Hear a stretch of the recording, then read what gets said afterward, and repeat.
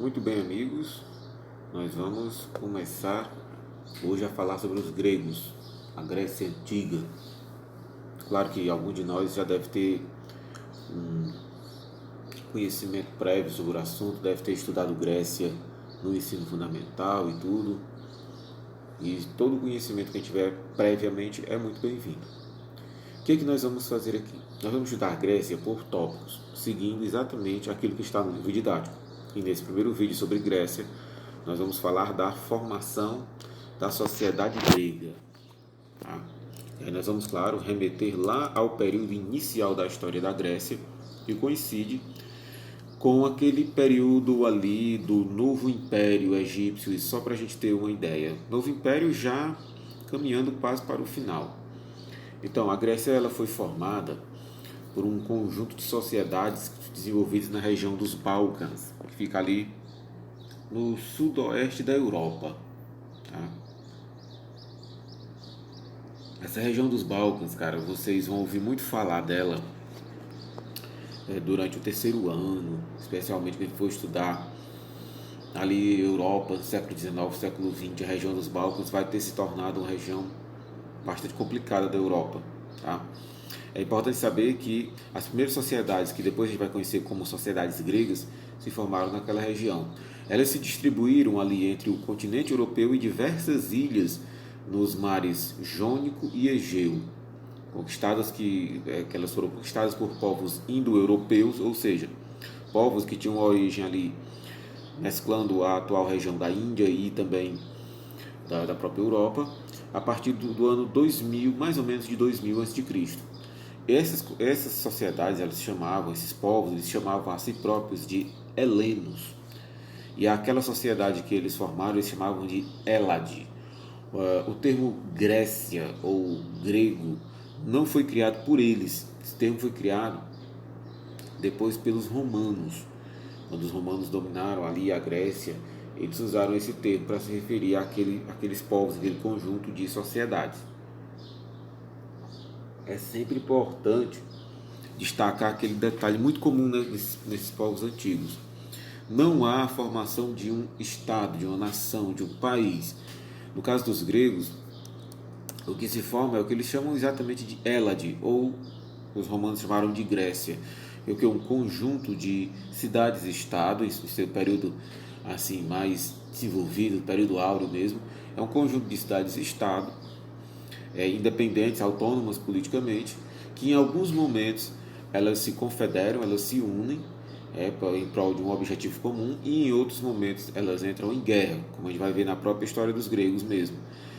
Essas cidades-estado, elas têm em comum aquela mesma detalhe, né? aquele mesmo elemento que existiu entre as cidades-estado da Mesopotâmia, por exemplo.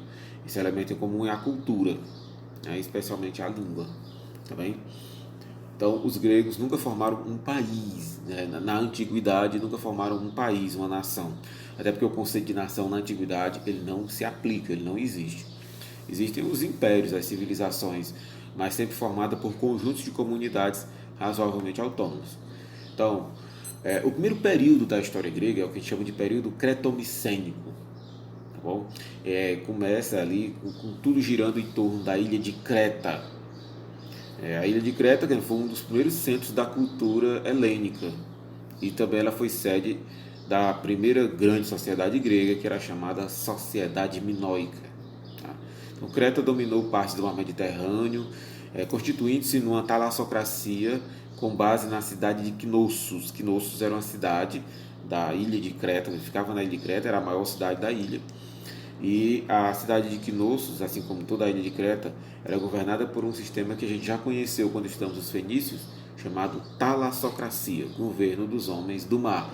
Como a gente está falando de ilha, naturalmente, vamos dizer assim, esses homens, né, buscaram o mar, buscaram fazer viagens marítimas e praticar um comércio meio que semelhante aos fenícios.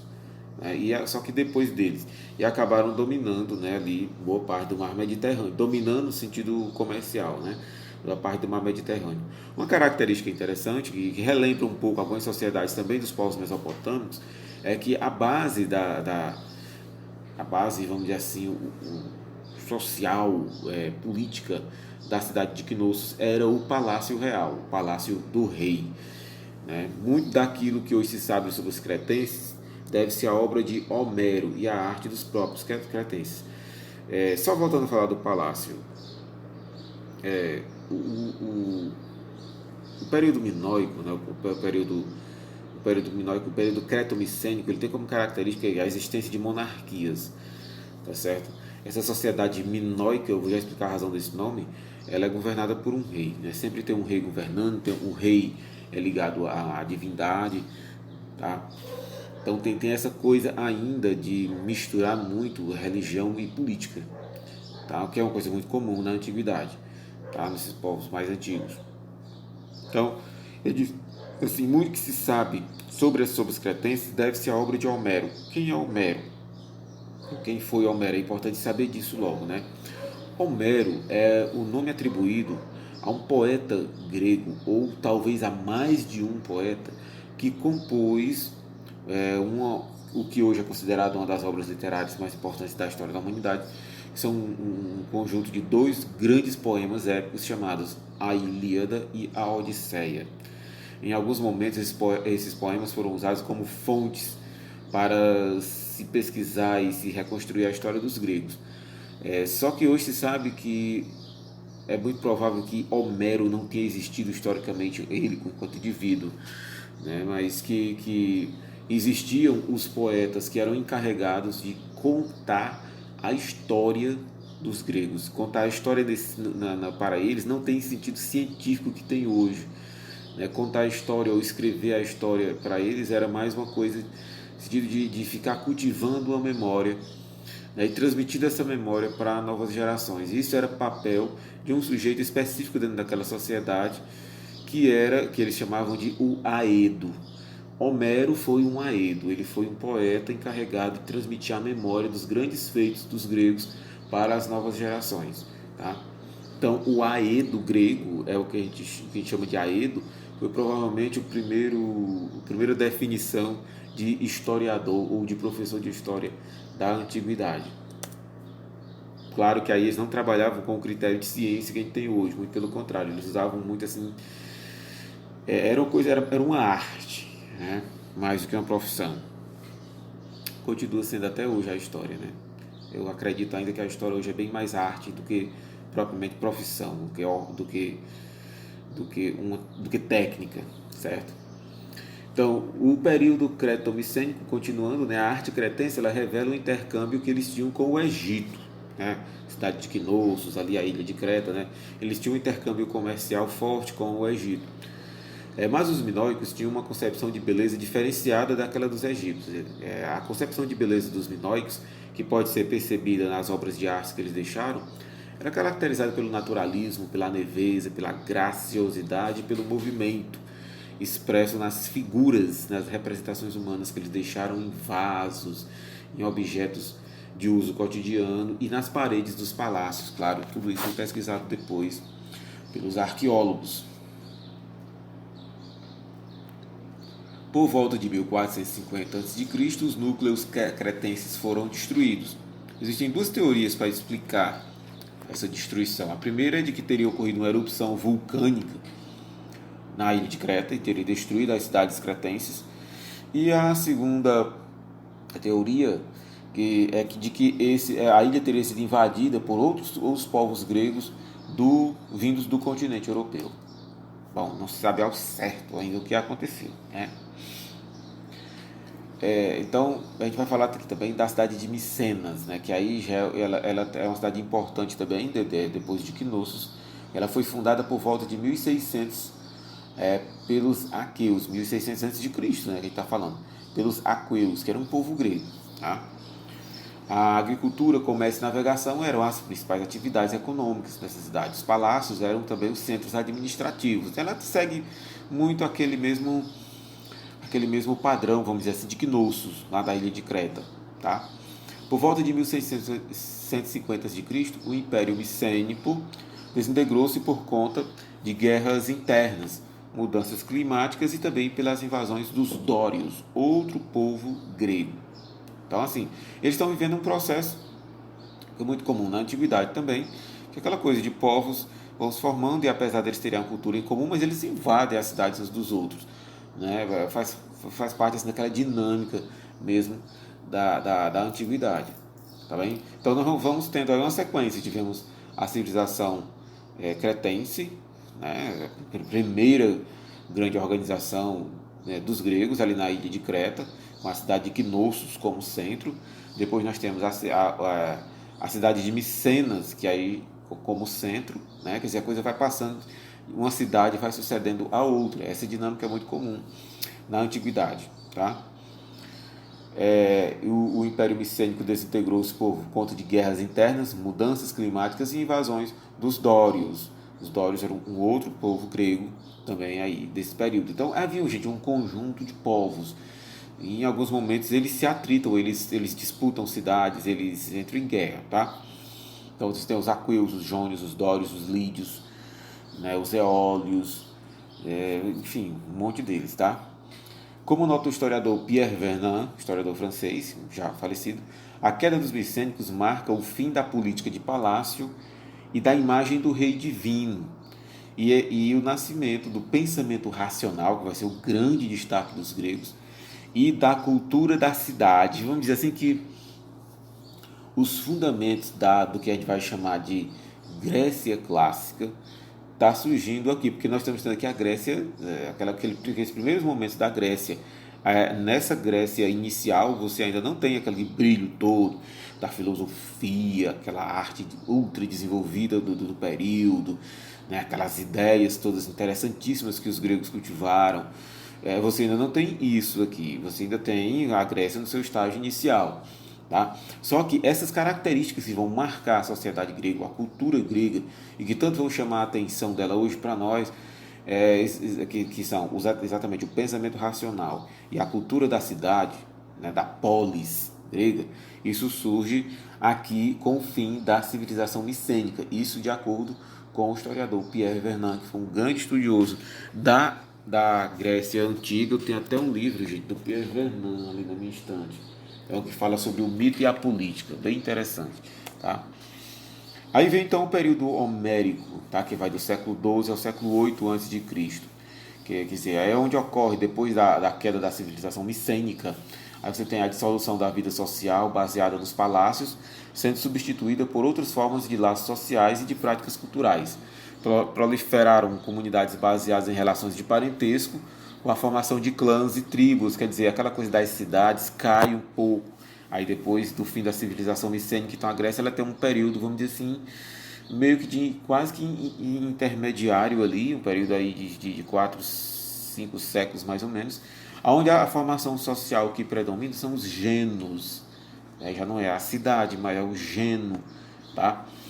Composto de clãs e tribos que mantinham a memória dos antepassados e a união por práticas religiosas comuns. Em torno dos genos se estruturavam o oikos. Assim, vocês vão precisar, pessoal, ter uma noção do que são dessas palavras diferentes que a gente está usando aqui. Tá? Esses termos, genos, oikos.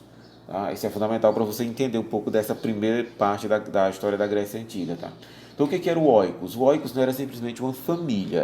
Às vezes as pessoas fazem confusão quando estudam isso daqui. Mas o oikos ele era uma unidade que compreendia não só as pessoas de uma determinada família, mas também compreendia todas as posses dessa família, incluindo terras, casas, ferramentas, armas, o gado, os escravos, tudo fazia parte do oikos. Isso tudo formava o oikos. Então, assim, o oikos era a família grega do período homérico. Não, aí você tá simplificando demais. O oikos era bem mais do que a família em si, do que os indivíduos. Ele compreendia os indivíduos e os bens.